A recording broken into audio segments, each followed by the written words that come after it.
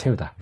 안녕하세요. 이준희 목사입니다. 말씀 암송 5주차 둘째 날이 밝았습니다. 22번째 말씀 암송입니다. 오늘도 우리가 암송을 통해서 내 안에 말씀을 채우는 그런 은혜로운 하루가 되었으면 좋겠습니다. 그러면 오늘 암송할 말씀 함께 보겠습니다. 오늘 암송할 말씀은 마태복음 18장 3절입니다.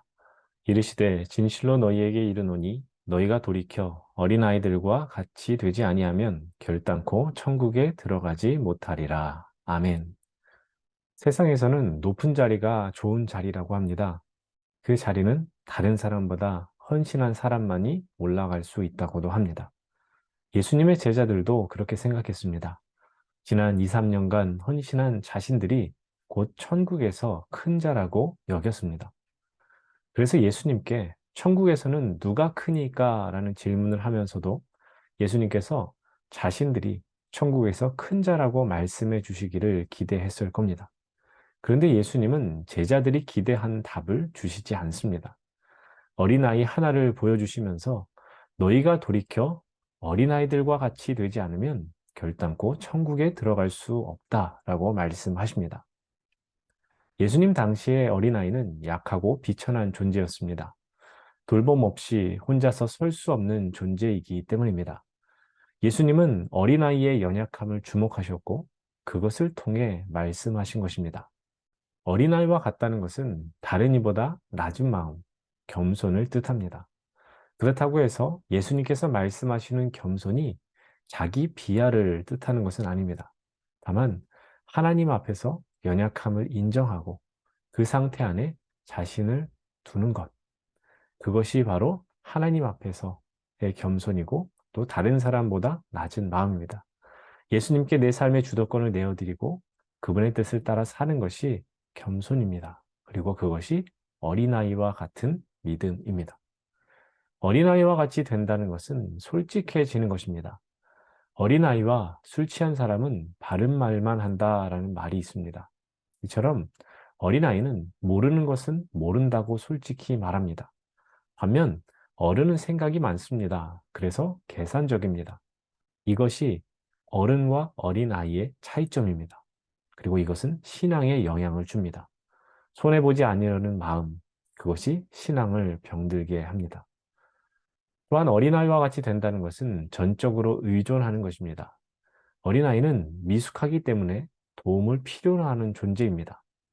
우리가 신앙생활을 한다는 것은 나의 미숙함을 인정하고 주님의 도우심을 구하는 겁니다. 나의 가진 것, 능력, 그 어떤 것도 아닌 하나님의 은혜가 필요합니다. 그러므로 전적으로 주님만을 의존하는 어린아이와 같은 믿음이 있어야 합니다. 어린아이와 같이 된다는 것은 또한 순종하는 것입니다. 어린아이는 백지와 같습니다. 그리는 대로 그려지고 색칠하는 대로 색이 드러납니다.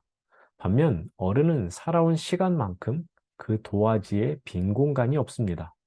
이미 칠해진 색들로 다른 색을 채우기가 어려운 겁니다. 이는 어른들이 갖고 있는 경직성, 변화를 싫어하는 마음, 고집불통을 뜻합니다. 나이가 들수록 경험은 쌓여가지만 이것이 믿음에는 방해가 될 수 있다는 겁니다. 예수님의 붓이 내 마음의 도화지에 닿아도 내 안에 고집이 있다면 그 붓을 거부하는 것입니다. 이것은 잘못된 어른 아이의 믿음입니다. 이제 마지막으로 어린아이의 특징 한 가지를 더 보고자 합니다. 어린아이와 같이 된다는 것은 성장한다는 것입니다. 아이가 자라 어른 된다라는 속담 속에 어린아이의 마지막 특징이 잘 나옵니다. 어린아이는 성장합니다. 이 아이들의 성장하는 모습을 옆에서 지켜보면 경이롭습니다.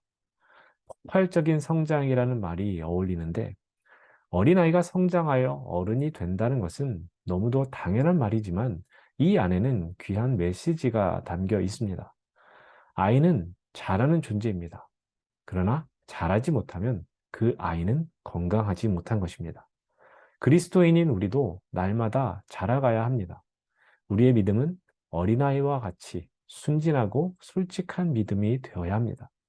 전적으로 의지하며 순종하는 믿음이 되어야 합니다. 그러나 동시에 우리의 믿음은 그리스도의 장성한 분량에까지 이르는 그렇게 자라가는 믿음이 되어야 합니다. 자라는 믿음이 곧 어린아이와 같은 믿음입니다. 하나님 나라는 바로 어린아이와 같은 믿음을 가진 자들의 것입니다.